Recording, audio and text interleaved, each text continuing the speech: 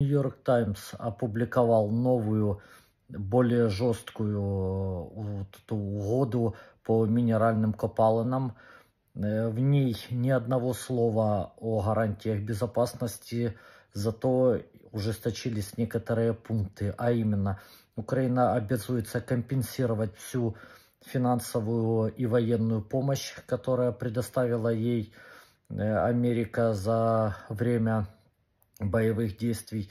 Также Украина обязуется 50% прибыли от добычи этих минеральных копалин возмещать в фонд, специальный фонд созданный будет, который будет контролировать Соединенные Штаты Америки. И пока Украина не вернет все потраченные на боевые действия Америкой деньги, все финансы с этого фонда будут идти в американский бюджет и плюс 4% годовых. Ну, так себе условия.